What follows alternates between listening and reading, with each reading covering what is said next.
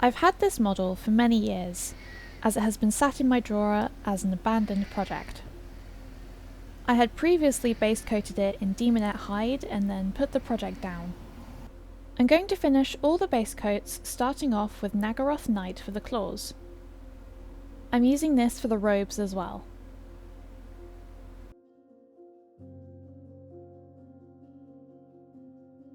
I want the hair to be black, so I'm using German Grey, which I will build on as we go.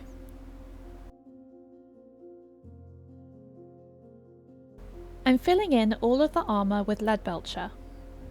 A good way of using metallics is to dampen a paper towel and use that as a little palette.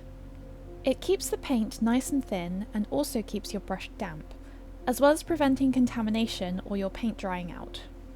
Speaking of which, after using metallics, I recommend replacing your water, as the reflective pigments will contaminate your other paint and damage your brush long term. For the ruff, I'm using Silver Grey. I'm also using this for the staff, as well as the claws. For the horns, I'm using a combination of Silver Grey and Pink Horror to create a rose pink. And what I'm doing is placing down a thin layer, bringing it towards the face, and then pushing back into it with Daemonette Hide. I'm making sure both layers are wet when doing this to try and create a smooth blend together. I'm adding a little bit of Kislev Flesh to the mix to make it a bit more natural, but doing the same wet blending technique as before. I'm also using some Nagaroth Night on her glove. Once all the base coats are done, I'm going over the entire model with Druchii Violet.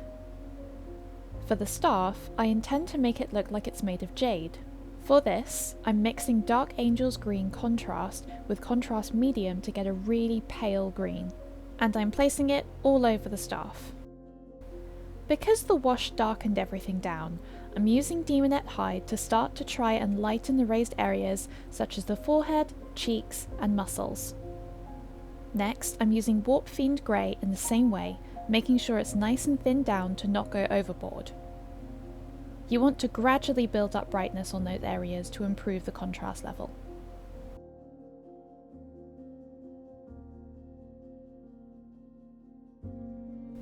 If you find you've covered up where the wash made the recesses darker, you can go back over it with some thinned down Nagaroth Night. Next, I'm using Slaanesh Grey as my final step up to really bring out those highlighted areas.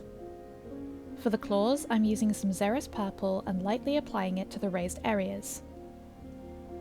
I'm keeping the consistency nice and thin to allow it to blend a little bit smoother.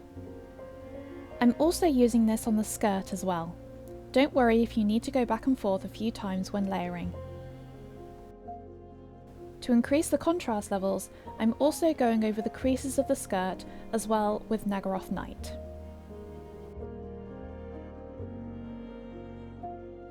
You can also add some black to it if you don't feel it's dark enough either.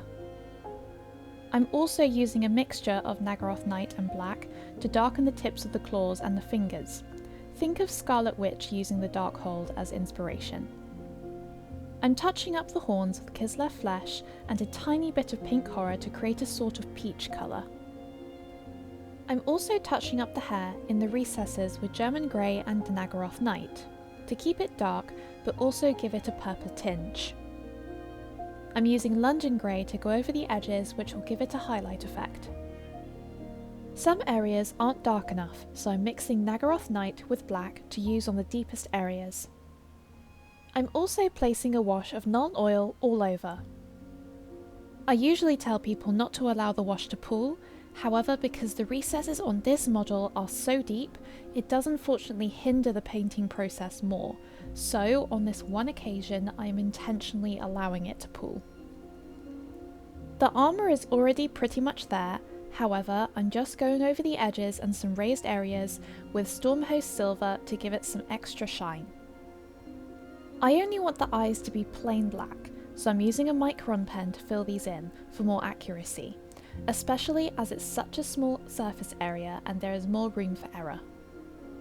For the inside of the mouth, I'm using Screamer Pink. And I'm also using some black over the edges of the lips.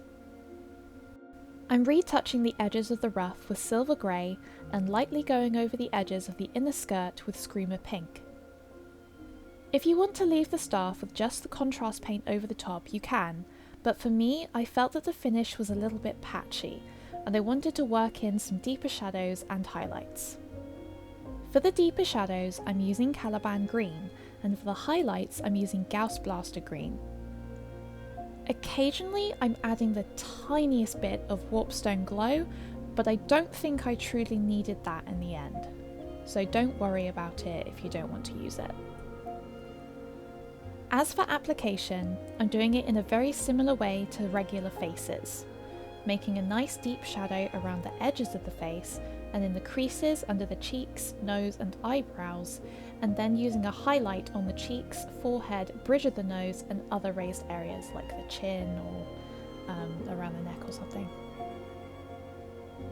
I didn't spend too much time on this, but I could have easily gone over it more if I wanted to.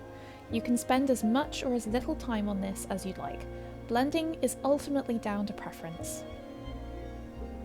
Moving on to the base, I'm covering it in PVA glue and sprinkling some sand all over it. Just using a clean brush to flick away any unwanted sand around the edges. Once dry, I'm painting the entire base black. You can also do a black wash with Nuln Oil to make sure everything is properly covered. Once that's done, I'm going over the base with a dry brush of London Grey and then a second lighter dry brush of white. The dry brushing got onto the rim, so I'm just cleaning that up with some black again. Normally, when a model is complete, I go over with a gloss varnish and then a matte on top. However, I don't actually have any gloss on me right now, so I'm just doing a coat of matte varnish for now.